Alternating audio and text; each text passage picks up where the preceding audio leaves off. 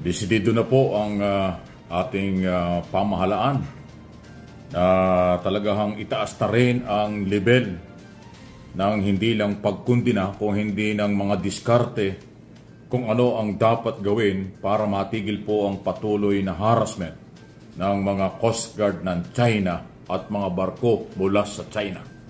Ito ay matapos pong mamataan ng Philippine Coast Guard at ng Navy na merong isang barko na ang pinaniniwalaan nila hindi lang mangingisda ang sakay. Baka daw po membro na ng People's Liberation Army kasi kakaibang barko na parang military na marami raw mga antena at kung ano-ano kakaiba kumpara dun sa kanilang madalas nakikita na Chinese Coast Guard at Malaysian vessel. So yan po yung nakikita. At higit sa lahat, kaya po naiisip na ng gobyerno ang taas ng level ng pagharap dito ay dahil nga ho dito sa Kunyamagurita, pinakita na natin itong napakadelikado, di ba? Yan dikit na ganyan, no? Mababangga tayo sa barko nila dahil humarang doon sa dadaanan natin. Yan po yun eh. Yan napakadelikado. Yung nasa unhang barkong malaking yan po yung Coast Guard ng China, Chinese Coast Guard. Okay, sa atin naman itong kabila na siya pong napapalapit, pero biglang hinarang doon sa dadaanan. So, ang issue dito ngayon ay malaki na po ang posibilidad na dadami na o mapapadalas na po ang mga aircraft ng Estados Unidos na mag-oobserba, magmamonitor ng West Philippine Sea.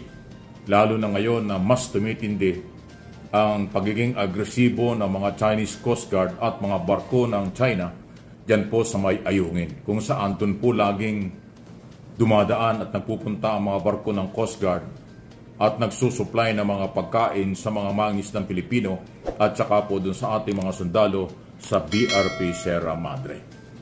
Ayon kay Commodore J. Tariela at sa ating Navy, ang Force of the Philippines, yung nakita nilang barko na kakaiba na hindi na mangingisda ang dating ay isa niya sa patuloy na pagiging agresibo ng China. Kaya't itong voluntary or coordination ng Philippine government, ng ating Armed Forces of the Philippines, dyan po sa mga bansang kaalyado natin tulad ng Amerika, ay magpapatuloy at yun nga pong presensya nila ay magiging, pwede natin sabihin, magiging regular na ang kanilang presensya sa himpapawid, yung airspace ng West Philippine Sea at ng South China Sea. Kaya dun po sa mga pro-China at mga aktor-politician, di ba? Senador Robin Padilla, ayaw mo ng presensya ng Amerika, ito. Lalo kang magugulat yan kung hindi mo matanggap ang presensya niyan. Dadami na yung presensya ng mga aeroplano ng Amerika at ng ibang bansa. Dahil nga ho, sobrang agresibo ang China sa walang pakundangang at kawalan ng respeto sa international law at sa mga Pilipino sa West Philippine Sea. Dahil dyan, okay, lalo pa hong pinag-iibayo yung ng 7 mga bansa, yung naval or navy exercise na ginagawa na ito ongoing sa iba-ibang lugar sa ating bansa at especially dito sa Luzon, natatagal hanggang October 13. Na Kunyamagurita, ang maraming mga barkong pandigma ng Amerika, ng UK, ng Royal Navy, kasama po ang Japan at iba pa ay Australia ay nandyan po sa karagatan ng Pilipinas doon sa tinatawag na Philippine Sea. Okay? Para nga ho may pakita ng mga bansang ito na sila ay kaalyado ng Pilipinas at hindi nila pababayaan ang Pilipinas sa patuloy na pambubuli, pang-aagaw ng China, pagkuha ng China sa South China Sea at West Philippine Sea. So yung mga bansang kapitbahay natin, active na rin po sa coordination.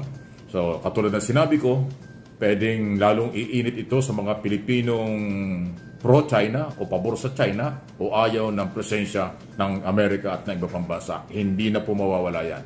Lalong dadami ang presensya by air or by sea ng mga barko at aeroplano ng mga bansang sumusuporta nga po sa Pilipinas. So, maraming dapat tayong abangan. Hindi po lumalamig, sabi ko naman sa inyo, huwag tayong magpapalamig dito. Kailangan, anuman po ang mga nangyari sa mundo, kailangan yung atin, huwag nating kalimutan. Huwag tayong padala, although mayroong crisis ngayon sa Israel. May bakbakan doon. So, sana makasafe yung ating mga kababayan doon Pilipino. Pero hindi doon mapupokus ang issue. Ito ginagawa ng China sa atin sa West Philippine Sea, isa hong critical na sitwasyon. Pag tayo po nanahimik, makamagulantang tayo isang umaga, wala na sa atin ang ating mga teritoryo. At yun naman po ang pinanindigan ng Armed Forces of the Philippines, Department of National Defense, at saka ho ng Philippine Coast Guard na hindi sila papayag ito dahil ang paninindigan ni Pangulong Marcos ay hindi talaga dapat ito makuha nila. Plano nga ng gobyerno na bawiin yung ilang bahagi ng Scarborough Shoal na sinasabing inaako ng China na kanila na yon. So, hindi ko papayag ang Pilipinas dyan. Dahil nandyan lang po yan sa may Masinloc. Ang Masinloc ay kasali yan sa Scarborough Shoal na nandyan lang po sa may Zambales sa Region 3, Central Luzon. Okay? So, yan po yung sitwasyon dito. Kaya po, kailangan tumaas ang level ng pagkontra at pagpapalakas ng ating bansa sa ugnayan sa ibayong dagat o sa ibang mga bansa. Dahil mismo nga po, ipakita ko na sa inyo nung isang video na yung ating ambassador, Teddy Boy Locsin, siya po yung special envoy sa China, kaya sumama dun sa pagsusupply para kanyang masaksihan yung nangyari at nakita niya napakapanganib ng ginawa ng barko ng China. Na habang sila naglalayag na ganyan, biglang nag-money over ang ganun yung Coast Guard ng China at hinarangan yung dadaanan nila. So napakadelikado. Isa yun sa personal na saksihan ng ambassador natin at yun ang kanyang sasabihin sa China pag sila nakipag-usap. Na napakadelikado ng ginagawa ng Chinese Coast Guard diyan sa may West Philippine Sea na muntik ng mabangga ng ating Philippine Coast Guard pagkatapos pag nangyari yan. Alam ba nyo pag nangyari yan? Ang papalabasin ng China, binangga natin sila. Pero bakit hindi mababangga? Humarang sila doon sa dadaanan. Ay, ang mga barko, hindi naman katulad ng kotse na madaling kumaliwa, kumanan. Bay, napakahirap po ng barko. Hindi ganun kadaling makalayo yan sa lugar kung saan dadaan yung iba. So, medyo mainit po ang sitwasyon tungkol dyan. Okay?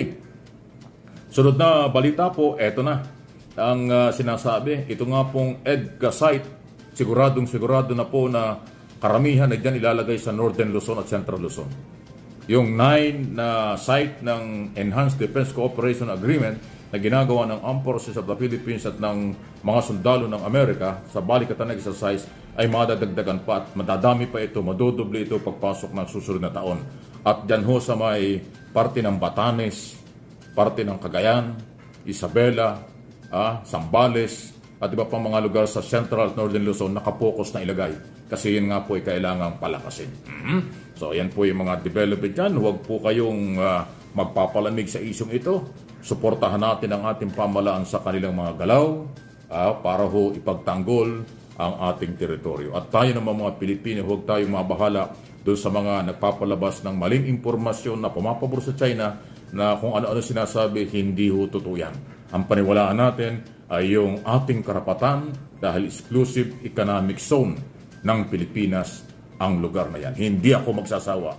Susubaybayin natin ang lahat ng ito.